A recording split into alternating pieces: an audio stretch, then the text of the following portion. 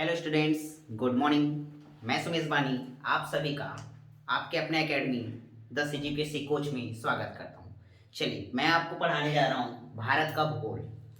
भारत का भूगोल को पढ़ाने से पहले आपको समझना होगा कि एग्जैक्टली भूगोल क्या चीज होती है। देखिए, किसी भी क्षेत्र विशेष का उसकी गतिविधियों को ध्यान रखना, मतलब वो कहाँ स्थित है, उसका विस्तार कैसा है, ठीक है, उसमें जलवायु कैसे होंगे, तो इन सभी चीजों का अध्ययन करना भूगोल कहलाता है। ठीक है। अब भूगोल के पॉइंट से जब हम आगे की ओर बढ़ते हैं तो हम देखेंगे सबसे पहले आता है ग्लोब। हम ग्लोब को समझने की कोशिश करते हैं कि ग्लोब एग्जैक्टली क्या चीज हमको बता रहा है। ठीक है। पृथ्वी एक सर्कल के रूप में होती है, ठीक है, जिसको हम लोग ग्लोब से समझने वाले हैं। तो देखिए, पृथ्वी को दो बराबर भागों में जो काटता है वो होता है आपका 0 डिग्री अक्षांश रेखा, ठीक, जिसे आप विषुवत रेखा या भूमध्य रेखा के नाम से भी जानते हैं। ठीक है। इसके ऊपर के हिस्से को आप बोलते हैं उत्तरी गोलार्ध और दक्षिण के हिस्से को बोलते हैं आप दक्षिणी गोलार्ध। इसी तरह से जब समय की बात किया जाता है कि जो टाइम जो गैप आएगा, ठीक है, कि इस तरह से समय ट्रेवल हो रहा है, उसको जब हमको जानना होता है तो हमको अध्ययन करना पड़ता है देशांतर का। ठीक है, जो कि आपका 0 डिग्री देशांतर के बीच पे। अब यहाँ पे दो चीजें और समझने की बात हो सकती है कि भाई जो देशांतर है इसका पूर्वी क्षेत्र हो सकता है और देशांतर का ही पश्चिमी क्षेत्र हो सकता है। ठीक है, तो देखेंगे सबसे पहले अक्षांश रेखा को समझते हैं। अक्षांश रेखा वो जो पृथ्वी को दो बराबर भागों में क्षैतिज रूप से काट रही है। ठीक है, तो ये जो होता है इनकी संख्या कितनी होती है। ठीक है, तो देखिए टोटल अगर बात करेंगे तो 90 ऊपर की ओर, 90 नीचे की ओर, ठीक। इसके अलावा एक ये 0 डिग्री भी तो एक अक्षांश रेखा थी। इस प्रकार से इनकी कुल संख्या हो जाती है 181। इसी तरह से जब हम बात करते हैं आपका देशांतर रेखा का, तो देशांतर रेखाओं की संख्या कितनी होती है। देखिए, पूर्व के साइड में होंगे 180 और पश्चिम के साइड में होंगे 180। इस प्रकार से इनकी संख्या हो जाती है टोटल 360। अब अगला पॉइंट बनता है कि देखिए अक्षांश रेखा जैसी है ना, तो इसमें ये जो 23.5 डिग्री उत्तरी अक्षांश जो बन रहा होता है, ठीक है, इसे जाना जाता है कर्क रेखा के नाम से। ठीक है, इसी प्रकार से जो दक्षिणतम बिंदु जो आती है या दक्षिणी रूप से 23.5 डिग्री दक्षिणी अक्षांश को आप मकर रेखा के नाम से जानेंगे। अब जैसे कोई भी, जैसे वो मान लो 0 डिग्री है तो इससे ऊपर की ओर बढ़ते गए या नीचे की ओर बढ़ते गए, जिधर है ना, तो पर्टिकुलर दो अक्षांशों के बीच की दूरी को किस नाम से जाना जाता है और इनके बीच की दूरी कितनी होती है, ये दोनों क्वेश्चन आपको पेपर में देखने को मिलता है। ठीक है, तो देखिए दो अक्षांशों के बीच की दूरी को जोन या क्षेत्र के नाम से जाना जाता है, जिसके बीच की दूरी होती है 111 किलोमीटर। ठीक है, इसी प्रकार से जैसे दो देशांतर होंगे तो दो देशांतरों के बीच की दूरी को गोरे के नाम से जाना जाता है, और एक गोरे मतलब दो देशांतर के बीच की दूरी कितनी होती है ये क्वेश्चन हो तो ये होता है 111.1 किलोमीटर। ठीक है, इस प्रकार से ये आपका अक्षांश और देशांतर का परिचय होता है। ठीक है, अब देखेंगे हमारे पास पॉइंट बनता है कि भारत कहां है। अगर मुझसे कोई क्वेश्चन पूछता है कि भारत कहां स्थित है तो मैं क्या उसका जवाब दूंगा। ठीक है, तो मेरे पास उसका जवाब होता है, देखिए भारत यहां पर स्थित है तो इसको मैं क्या बताने वाला हूं। देखिए देशांतर में मैं पूर्व की ओर बढ़ता गया, ठीक है, तो भारत की स्थिति देशांतर के दृष्टिकोण से पूर्वी देशांतर में स्थित है, जबकि अक्षांश के दृष्टिकोण से ऊपर की ओर अर्थात उत्तरी अक्षांश में स्थित है। तो भारत की स्थिति पूर्वी देशांतर और उत्तरी अक्षांश के मध्य स्थित है। ठीक है, अब इस पॉइंट में समझे कि कितना एग्जैक्टली होता है। तो देखिए भारत की स्थिति थी जो 0 डिग्री है, 0 डिग्री से आगे बढ़ते जाएगा 1 डिग्री 2 डिग्री इस तरह से बढ़ते जा रही है ना, तो भारत की स्थिति आती है 68 डिग्री 7 मिनट पूर्वी देशांतर से लेकर 97 डिग्री 25 मिनट पूर्वी देशांतर तक। इसी तरह से आपका जब अक्षांश के बीच बात किया जाता है तो देखेंगे 8 डिग्री 4 मिनट उत्तरी अक्षांश से लेकर 37 डिग्री 6 मिनट उत्तरी अक्षांश के मध्य भारत स्थित है। ठीक है, आगे बढ़ते हैं। तो देखिए हमने ये चीज को समझा कि भाई ये देखिए ये एक पॉइंट था, अंतिम पॉइंट जो इसका इनिशिएट पॉइंट मान सकता हूं मैं, है ना। इसी तरह से 97 डिग्री 25 मिनट को मैंने मानकर चला, तो ये हमको पॉइंट्स मिलते गए। तो कहीं ना कहीं भारत का एक अंतिम बिंदु तो होगा, ठीक है, जो पेपर में पूछे जाते हैं आपके। ठीक है, तो इसको ध्यान रखना है, आपको याद भी रखना चाहिए इस चीज को। ठीक है, कि भाई भारत का पूर्वी अंतिम बिंदु कौन सा है या अंतिम पूर्वी स्थान कौन सा है, तो वो स्थान है आपका किबिथु, जो कि आपका अरुणाचल प्रदेश क्षेत्र में आता है। ठीक है, इसी तरह से देखेंगे तो पश्चिमी बिंदु कौन सा है, तो भारत का पश्चिमी बिंदु है गौर माता, कहीं कहीं बोलता है गौर मोता। ठीक है, तो ये क्षेत्र है आपका गुजरात में। ठीक है, 2 पॉइंट। तीसरा पॉइंट होगा आपका कि भारत का उत्तरी बिंदु कौन सा है, तो भारत का उत्तरी बिंदु है इंदिरा कॉल, जो कि जम्मू कश्मीर में स्थित है। इसके अलावा भारत का दक्षिणी बिंदु कौन सा है, तो भारत का दक्षिणी बिंदु है कैप कैमोरिन, जो कि है आपका तमिलनाडु में। इसी तरह से एक प्रश्न जो घुमाकर पूछा जाता है, ठीक है, कि भारत का दक्षिणतम बिंदु कौन सा है। देखिए भारत का अगर मैं नक्शे को देखने की कोशिश करूंगा तो मुझे देखिए पश्चिमी बिंदु मिल जाता है, आपका ये पूर्वी बिंदु मिल जाता है मेरे को। ठीक है, ये आपका उत्तरी बिंदु मिल जाता है, ये मेरे को दक्षिणी बिंदु मिल जाता है। लेकिन मैंने पॉइंट बोला कि दक्षिणतम बिंदु कौन सा है, तो दक्षिणतम बिंदु के दृष्टिकोण से कौन सा आंसर होना चाहिए, तो देखिए अंडमान निकोबार का जो क्षेत्र है ये भी तो भारत का हिस्सा है, तो तटीय विस्तार में जो इसका दृष्टिकोण से आएगा तो यहाँ पे जो पॉइंट बनता है, ठीक है, अर्थात ये वाला, ठीक है, जिसको आप इंदिरा पॉइंट के नाम से जानते हैं, जो कि अंडमान निकोबार में स्थित है, यह आपका दक्षिणतम बिंदु होता है, जिसे आप पिग्मेलियन पॉइंट के नाम से भी जानते हैं। ठीक है, चलिए आगे की ओर बढ़ते हैं। अब देखते हैं इसमें भारत का उत्तर से दक्षिण की ओर लंबाई कितना है और भारत का पूर्व से पश्चिम की ओर लंबाई कितना है, ये 2 क्वेश्चन हो सकते हैं। तो देखिए मैंने बोला कि पूर्व से पश्चिम का, ठीक है, तो ये किस डिस्टेंस की बात करते हैं, ये इस डिस्टेंस का है। देखो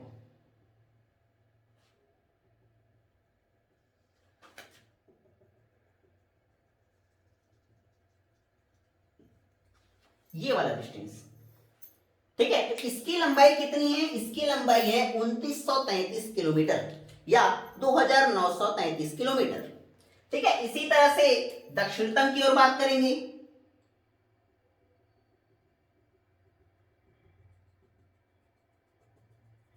ये तो उत्तर से लेकर दक्षिण इसकी लंबाई कितनी है आपकी 3214 किलोमीटर या 3214 किलोमीटर। ठीक है, इस प्रकार से ये सारे पॉइंट्स आपको दिमाग में बैठाने हैं। आगे देखते हैं, हम थोड़ा और आगे की ओर बढ़ेंगे तो हम ये जानते हैं कि भारत जो स्थित है, तो भारत के कुछ पड़ोसी राज्य होंगे, सॉरी पड़ोसी देश होंगे, है ना, हमको इनका भी अध्ययन करना होता है। तो देखेंगे कि भारत के पड़ोसी देश कौन कौन से आ रहे हैं। ठीक है, सबसे पहले हम पाकिस्तान को याद करते हैं, ठीक है, जो कि गुजरात के क्षेत्र से, तो देखिए गुजरात, राजस्थान, ठीक है, इस तरह से वेरिएशन करते हुए ये पाकिस्तान का बॉर्डर बना रहा होता है। ठीक है, जो कि 3323 किलोमीटर की लंबाई को लेकर चल रहा होता है। ठीक है, इसके बाद होता है अफगानिस्तान, जो कि ऊपर में 106 किलोमीटर की लंबाई को पकड़ता है। ठीक है, इसके बाद देखेंगे तो नेपाल होता है, जो कि 1751 किलोमीटर की लंबाई लेकर चलता है, और इसी तरह से भूटान होते हैं, जो कि 699 किलोमीटर की लंबाई को लेकर चल रहा होता है। इसके अलावा चीन होते हैं, जो कि 3488 किलोमीटर की लंबाई लेकर चल रहा है। म्यांमार जो सीमा बना रहा है 1643 किलोमीटर, और अंतिम में बात करते हैं बांग्लादेश 4096 किलोमीटर। यहाँ पे कुछ चीज जो आपको पेपर पॉइंट ऑफ इससे बहुत ज्यादा इंपॉर्टेंट होता है, वो होता है कि इसमें क्वेश्चन क्या पूछा जाता है। तो देखिए भारत का सबसे लंबा स्थलीय सीमा रेखा निर्धारित करने वाला देश कौन सा है, ठीक है, तो उसका आंसर होगा आपका चीन। मैंने बोला स्थलीय सीमा के बेस पे,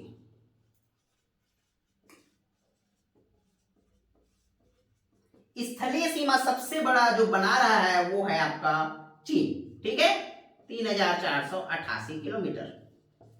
इसी तरह से दूसरा पॉइंट कि भारत के साथ सबसे लंबा, अगर क्वेश्चन केवल ये पूछ दे कि सीमा रेखा कौन बनाता है, देखिए शब्द को समझिएगा, मैंने बोला स्थलीय मतलब जमीनी स्तर पे, मैंने बोला केवल सीमा रेखा, मतलब हो सकता है वो जमीनी भी हो साथ में तटीय भी हो सकता है। जब दोनों को मिलाकर बात किया जाता है तो सबसे लंबा सीमा रेखा का निर्धारण करता है बांग्लादेश, जो कि लगभग 4096 किलोमीटर का सीमा रेखा को बनाता है हमारे। ठीक है, इसके बाद तीसरा क्वेश्चन जो पूछेगा वो होता है कि सबसे छोटी सीमा रेखा कौन बना रही है। ठीक है, तो सबसे छोटा सीमा रेखा बनाता है आपका अफगानिस्तान, जो कि 106 किलोमीटर का सीमा रेखा का निर्धारण कर रहा होता है। ठीक है, इसके अलावा एक क्वेश्चन इनमें से एक और पूछे जाते हैं कि कौन सा ऐसा राज्य है जिसकी तीन ओर से कोई दूसरा देश सीमा बनाता है। तो याद रखेंगे उसका आंसर होता है आपका बांग्लादेश। ठीक है, बांग्लादेश के साथ त्रिपुरा का जो बॉर्डर सीमा जो लगा हुआ है वो तीन ओर से, मतलब त्रिपुरा तीन साइड से बांग्लादेश से घिरा हुआ है, ये दिमाग में बैठाएंगे। ठीक है, चलिए आगे की ओर जानते हैं। जब हमने सीमा का निर्धारण किया तो कुछ स्पेसिफिक इनके नाम भी हो सकते हैं। ठीक है, जैसे देखेंगे सबसे पहला होता है भारत और पाकिस्तान, हमेशा से विवादित, ये सभी को याद होना चाहिए। ठीक है, भारत और पाकिस्तान के मध्य जो सीमा रेखा है उसे आप सरक्रिक रेखा के नाम से जानते हैं। ठीक है, सरक्रिक रेखा, जिसका निर्धारण कब किया गया है, तो इसका निर्धारण किया गया है 15 अगस्त 1947 आजादी के दिन। ठीक है, अब देखिए भारत पाकिस्तान बोला मैंने, अगर मैं यही प्रश्न घुमाकर पूछूं और बोल दूं कि भारत और बांग्लादेश के बीच कौन सी सीमा रेखा पाई जाती है, ठीक है, तो उसका आंसर भी एज इट इज सरक्रिक रेखा ही होगा। कारण क्यों, देखिए जब भारत आजाद हुआ अंग्रेजों से तो उस समय पार्टीशन हुए हमारे। ठीक है, तो उससे पाकिस्तान नाम का नया गणराज्य हासिल हुआ। ठीक है, या गणराज्य बना। तो जब पाकिस्तान बना तो ये बांग्लादेश का जो हिस्सा जो दिख रहा है आपको, ठीक है, ये पहले पूर्वी पाकिस्तान के नाम से जाना गया। ठीक है, इस प्रकार से यह पाकिस्तान का हिस्सा था, लेकिन 1971 के युद्ध के बाद बांग्लादेश एक नया देश बनकर आया और उससे अलग हुआ। तो इस प्रकार से उसके बीच जो सीमा का निर्धारण था वो यही था। ठीक है, इसके बाद एक पॉइंट हो सकता है कि भारत और अफगान या अफगानिस्तान के मध्य जो सीमा रेखा है उसे किस नाम से जाना गया, तो इसे जाना गया है आपका डूरंड रेखा के नाम से, जिसका निर्धारण 1893 में हुआ है। ठीक है, इसी के अलावा एक पॉइंट और बन रहा है जो है आपका हमेशा से विवादित रहने वाला भारत और चीन, अभी कुछ समय से ज्यादा ही विवाद में है। ठीक है, तो भारत और चीन के मध्य जो सीमा रेखा है, ठीक है, उसका नाम है आपका मैकमोहन रेखा। और मैकमोहन रेखा का निर्धारण कब किया गया, तो ये याद रखेंगे आप 27 अप्रैल 1914 को इसका निर्धारण किया गया। ठीक है, इस प्रकार से आप इन नामों को याद रखेंगे। ठीक है, चलिए इसके अलावा कुछ पॉइंट्स और जानने होंगे हमको कि भाई भारत का कुल स्थलीय लंबाई कितना है ना। तो ये सारे प्रश्न पूछे जाते हैं आपको पेपरों में, है ना। तो देखिए कुल स्थलीय लंबाई, स्थलीय लंबाई मतलब ये जमीनी क्षेत्र की बात कर रहा है। इस पॉइंट से लेके ये आप ऊपर चली जाइए, ये हिमालय के क्षेत्र को लेते हुए ये पूरा यहाँ, ठीक है, ये आपका जमीनी क्षेत्र है, जमीन से लगा हुआ है। ठीक है, इसलिए इसको स्थलीय लंबाई बोला जाता है। ये लंबाई है कुल 15,200 किलोमीटर। इसी तरह से दूसरा पॉइंट बनता है कि भारत की तटीय लंबाई कितनी है। तो भारत की तटीय लंबाई है, तटीय लंबाई मींस कि गुजरात वाला क्षेत्र लेते हुए मतलब है आपका पश्चिमी तट और पूर्वी तट, इन दोनों को लेकर जो लंबाई बनेगा उसकी बात कर रहा है। तो ये है लगभग 6100 किलोमीटर। इसी तरह से एक क्वेश्चन और बन सकता है आपका अंडमान निकोबार और लक्षद्वीप, इन दोनों को जब साझा किया जाएगा, मतलब इन दोनों को भी भारत में मिलाकर जब दृष्टिकोण से देखा जाएगा, तो यह क्वेश्चन होता है कि भारत की कुल तटीय लंबाई कितनी है। तो भारत की कुल तटीय लंबाई है 7516.6 किलोमीटर। ठीक है, इस प्रकार से यह भारत का पूर्णतः परिचय है। ठीक है, इसके बाद देखिए हमने जाना अभी स्थल के साथ कैसे कैसे सीमा निर्धारित हुए हैं, है ना, क्या क्या है।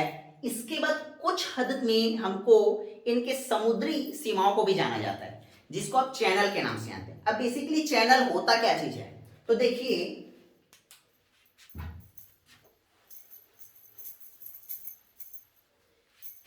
प्रमुख चैनलों की जो बात करते हैं तो चैनल क्या चीज, जैसे ये अरब सागर का क्षेत्र है, ठीक है। अब भाई यहाँ पे जैसे मान लो ये जैसे एक लक्षद्वीप का छोटा सा एरिया है, मान लो ये लक्षद्वीप है, ठीक है। तो हो सकता है इसके बाद जैसे कोई दूसरा देश है, जैसे मालदीव आ गया, है ना, तो भाई इनके बीच जो गेप है तो यहां से भी तो पानी बह रहा होगा। तो छोटे स्तर पर सकरे क्षेत्र से पानी का निकलना एक चैनल कहलाता है, ठीक है। तो इसे चैनल बोला जाता है। बेसिकली आप इंडिया के दृष्टिकोण से जब चैनलों का अध्ययन करेंगे तो आपको कुछ स्पेसिफिक चैनल को याद रखना होगा। 8 डिग्री चैनल, तो 8 डिग्री चैनल किनके मध्य है, तो 8 डिग्री चैनल है आपका मालदीव और मिनिकॉय के मध्य, ठीक है। आगे की ओर बढ़ते हैं तो देखेंगे हम 9 डिग्री चैनल किनके मध्य है, तो 9 डिग्री चैनल है आपका मिनिकॉय और लक्षद्वीप के मध्य। इसी तरह से 10 डिग्री चैनल की जब बात करता है तो 10 डिग्री चैनल मतलब इस तरफ आ गया, ठीक है। तो 10 डिग्री में आप लेकर चलेंगे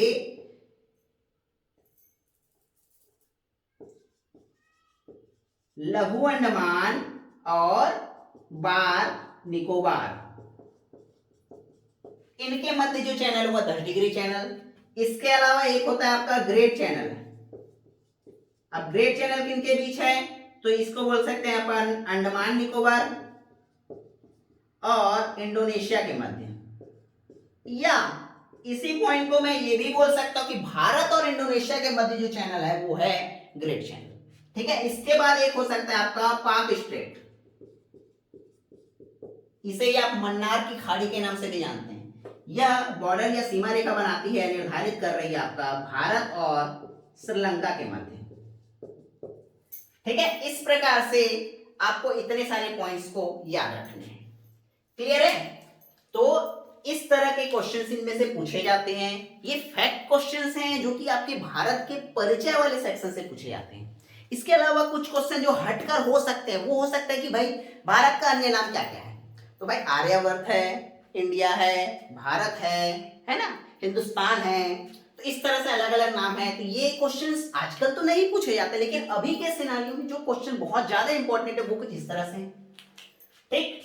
तो आज के लिए इतना ही, आने वाले सेशन में हम और भी बातें करेंगे, ठीक है। चलिए, थैंक यू।